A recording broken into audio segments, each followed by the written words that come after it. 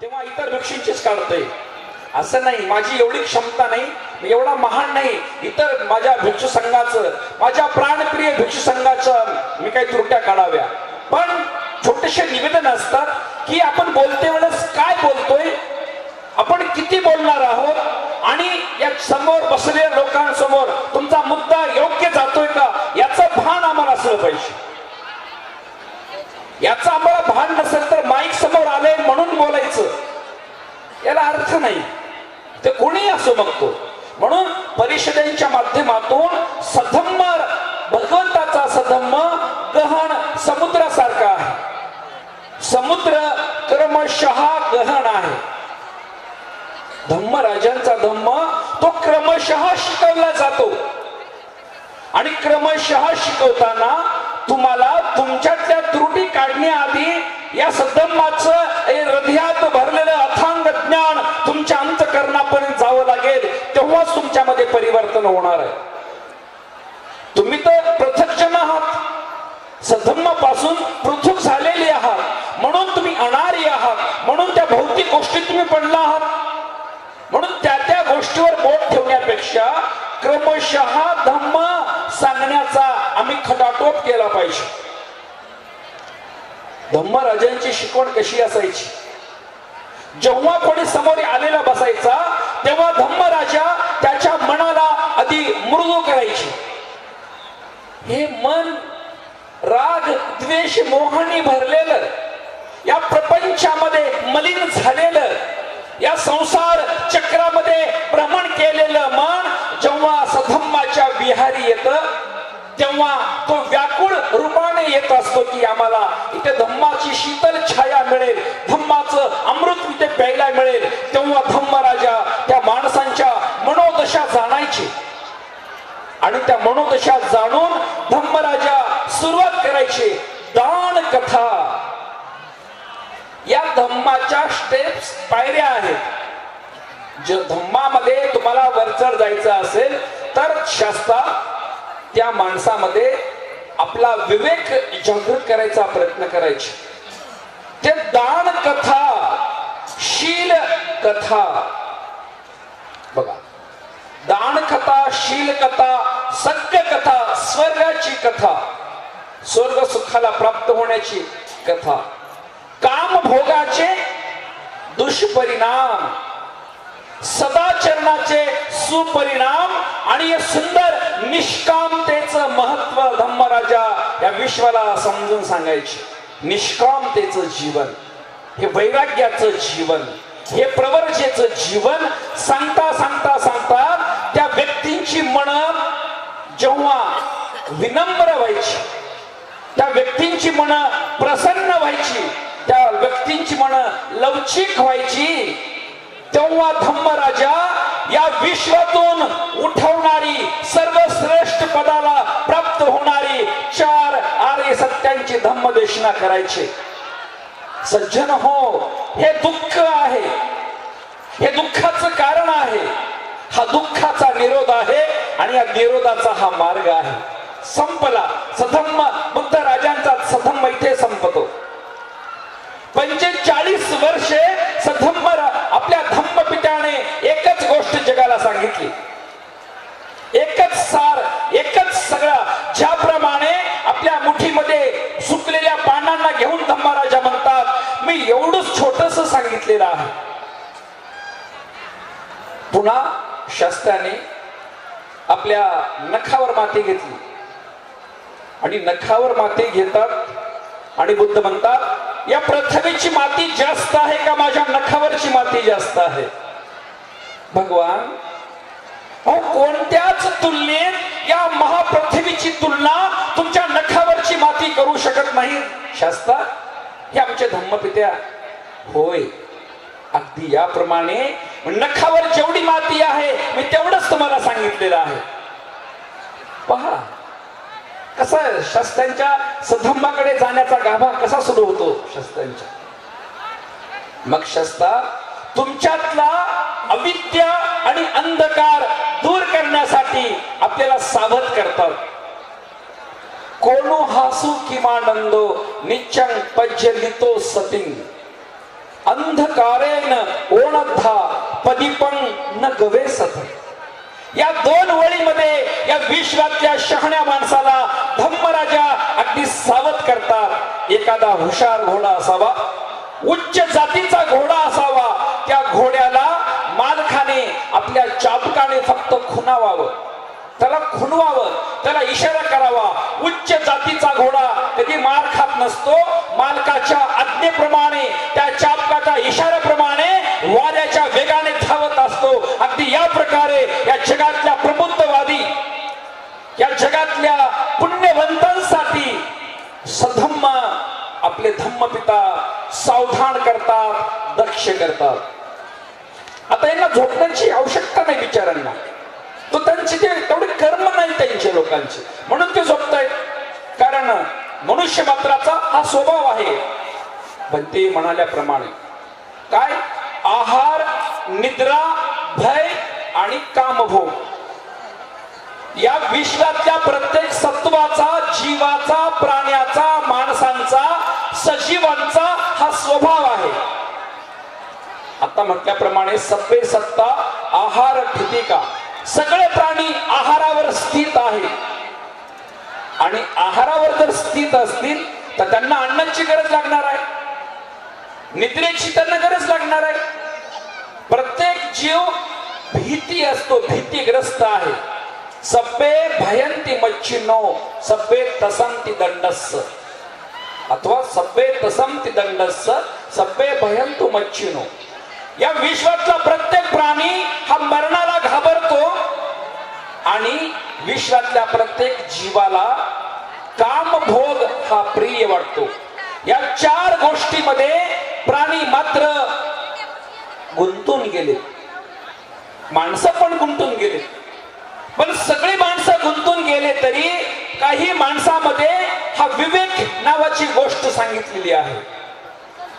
काही माणसाकडे, सर्व माणसे विवेकी नसतात, सर्व माणसे विवेकी नसतात.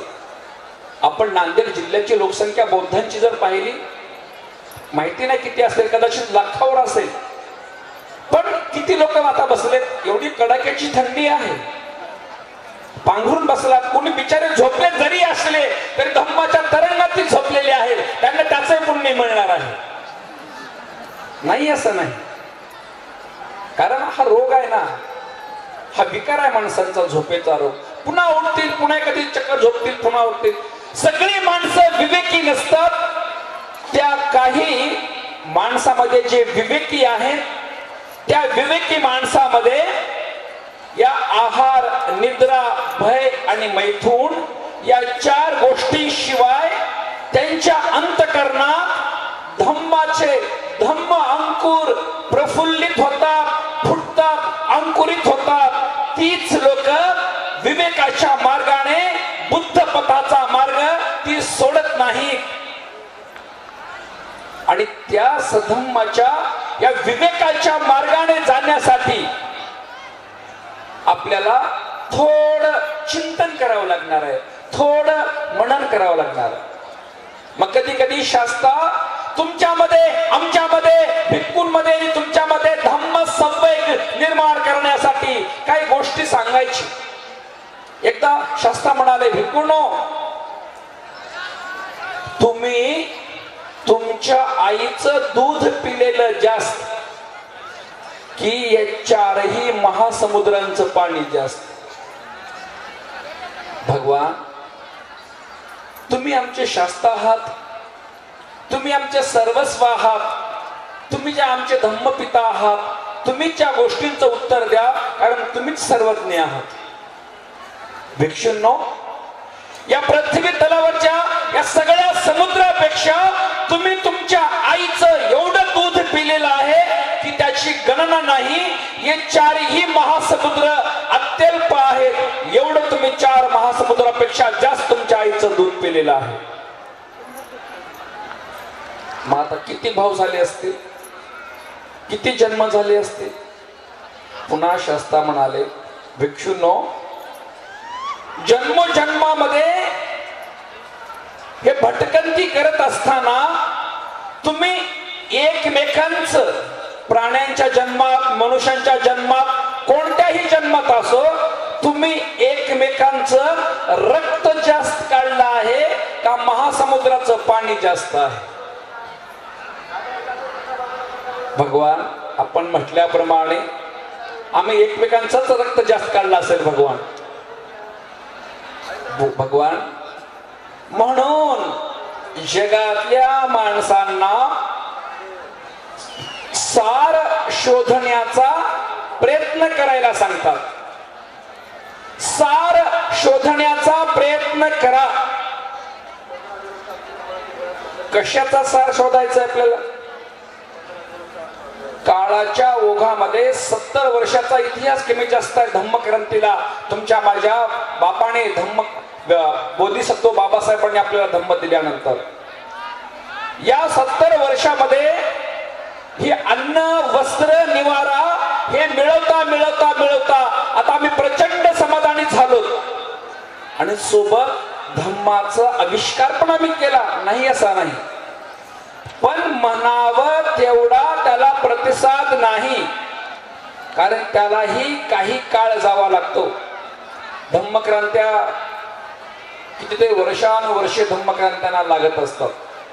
म्हणून धम्माला जिवंत ठेवायचं असेल आपल्याला तर त्या धम्माचा योग्य अभिप्राय आपल्या लक्षात आला पाहिजे. धम्माचा योग्य अभिप्राय लक्षात यावा लागतो.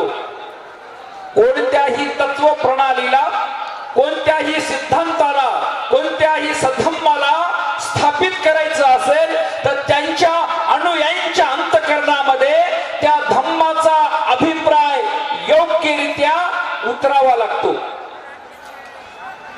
जर धम्माचा योग्य अभिप्राय लक्षात जर नाही आला तर तो धम्म काळातून तो नष्ट होतो, कालबाह्य होतो.